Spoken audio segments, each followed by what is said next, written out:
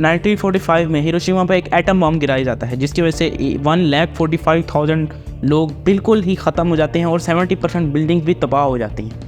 लेकिन एक एस्टेरॉयड अगर गिर जाए तो इस एक एटम बॉम्ब की पावर अगर हम मिलियन से मल्टीप्लाई कर लें तब भी उतनी पावर नहीं बन सकती। यही तो वजह है कि सिर्फ एक ही एस्टेरॉयड ने तमाम डायनासोर्स को, यानी कि डायनासोर्स क्या ऑलमोस्ट सारी लाइफ को वाइप आउट कर दिया पूरी अर्थ पे। आज हम बात करेंगे ऐसी जगहों पर, ऐसी इवेंट्स पर जहाँ पर एस्टेरॉयड्स ने बहुत ज़्यादा तबाही मचाई है, तो इसके बारे में आज हम बात करेंगे। सबसे पहली बात, एस्टेरॉयड को इतनी चीज़ क्या ख़तरनाक बनाती है? इसमें 30% जो चीज़ है वो इनका साइज़ है, लेकिन 70% चीज़ इसकी स्पीड है। अगर हम एक एवरेज स्पीड के बारे में बात करें तो आप मान लें कि 30,000 किलोमीटर पर आवर की स्पीड से एक एस्टेरॉयड अर्थ से टकराता है, और बेशक उसका साइज़ बहुत ही कम हो, चंद 100 मीटर, आप कर लें कि उसका जो डायमीटर है वो ऑलमोस्ट 100 मीटर है। अगर ये एक एस्टेरॉयड टकरा जाता है अर्थ से तो मिलियंस ऑफ एटम बॉम्ब्स को डैमेज देके जाएगा अर्थ को, और अगर ये टकरा जाए तो कई सालों तक सूरज नहीं निकलेगा। तमाम जो लोग हैं वो बिल्कुल ही ऑलमोस्ट ख़त्म हो जाएंगे। सिर्फ वो लोग ही बचेंगे जिनके पास बहुत ही एक्सट्रीम किस्म की शील्ड्स होंगी, जो कि इस एक्सट्रीम रेडिएशन और एक्सट्रीम डैमेज को भी बर्दाश्त कर सकेंगी।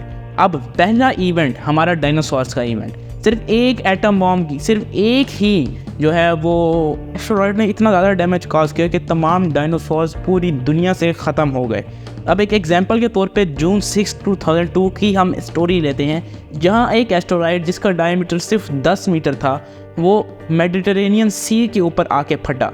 अब क्योंकि ये सी के ऊपर आके फटा था तो इतना ज़्यादा डैमेज तो नहीं हुआ लाइफ को, लेकिन फिर भी इसकी पावर का अंदाज़ा आप इस तरह लगा सकते हैं कि इसकी जो यील्ड थी, यानी जहाँ तक इसने डैमेज पहुँचाया, वो तकरीबन 500 एटम बॉम्ब्स के बराबर थी। अगर यही एस्टेरॉयड लैंड पे गिरता तो आप पता लगा ही सकते हैं कि कितना ज़्यादा डैमेज हो सकता था। अब ज़्यादातर जो एस्टेरॉयड्स हैं जो अर्थ के इर्द गिर्द आते हैं या कभी अर्थ पे गिरते भी हैं आके, तो वो सी में आके गिरते हैं, जिसकी वजह से इतना ज़्यादा डैमेज तो नहीं होता, लेकिन फिर भी जो ज़्यादातर जो सी के नीचे वाइल्ड लाइफ है वो अच्छी खासी जो है वो मुतासिर होती है, उसके ऊपर बहुत ज़्यादा इफेक्ट पड़ता है। अक्टूबर 7, 2008 में एक छोटा सा एस्टेरॉयड जिसका डायमीटर सिर्फ और सिर्फ 4 मीटर था, वो अर्थ के एटमॉस्फेयर में आया, ठीक है, और सूडन एक इलाका है उसके ऊपर आया और वहाँ आके गिरा, और इसकी जो फ्रैगमेंट्स हैं वो छोटे छोटे फ्रैगमेंट में तब्दील हो गया, क्योंकि जब भी कोई एस्टेरॉयड हमारे एटमॉस्फेयर से आता है तो एटमॉस्फेयर के प्रेशर की वजह से वो जल के कुछ टुकड़ों में तब्दील हो जाता है। अब इसके जो फ्रैगमेंट्स हैं वो रेन यानी बारिश की तरह एक ख़ास डेजर्ट जिसको न्यूबियन डेजर्ट कहते हैं उसके ऊपर आके गिरे,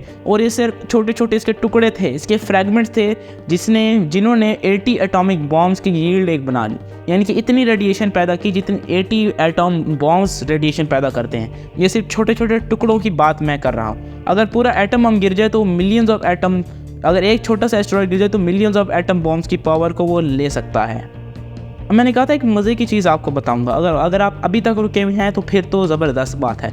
सुनिए, जो डायनासोर की मैं बात कर रहा था, जो एस्टेरॉयड गिरा था, उसके बारे में आपको ऐसी ज़बरदस्त इन्फॉर्मेशन दूंगा कि आप शॉक हो जाएंगे। इस एरा मतलब इस इम्पैक्ट, जो इतना बड़ा इम्पैक्ट आया उसको चिकसलब इम्पैक्ट कहते हैं, जो कि 66 मिलियन ईयर्स अगो इम्पैक्ट हुआ था। ये एक एस्टेरॉयड से किया गया था जिस एस्टेरॉयड का जो डायमीटर है वो 10 से 12 किलोमीटर था। अब आप अंदाज़ा लगा ही सकते हैं कि ये जो एस्टेरॉयड है ये छोटे छोटे गिरने वाले एस्टेरॉयड से कितना ज़्यादा बड़ा है। अब इतना ज़्यादा बड़ा तो नहीं है कि इसका जो डैमेज है वो इतना ज़्यादा बड़ा हो जाए कि पूरी लाइफ ही ख़त्म हो जाए अर्थ पे। अब मज़े की बात यह है कि इसका डायमीटर तो सिर्फ 10 से 15 किलोमीटर था, क्योंकि जो हमारे एटमॉस्फेयर, जो हमारा स्पेस है उसके अंदर तो hundreds of atom bombs, hundreds of kilometres के जो एस्टेरॉयड्स हैं वो पाए जाते हैं, लेकिन सिर्फ 10 से 15 किलोमीटर का जो एस्टेरॉयड है वो 5 बिलियन एटॉमिक बॉम्ब्स की पावर लेके आया, और इतनी ज़ोर से फटा कि अगर आप उसको सबसे पावरफुल बॉम्ब जिसको हम TSAR बॉम्बा कहते हैं, अब हम इसका प्रोनाउंसिएशन खुद चेक कर सकते हैं, ये सबसे ज़्यादा पावरफुल बॉम्ब है अभी तक बनाया गया।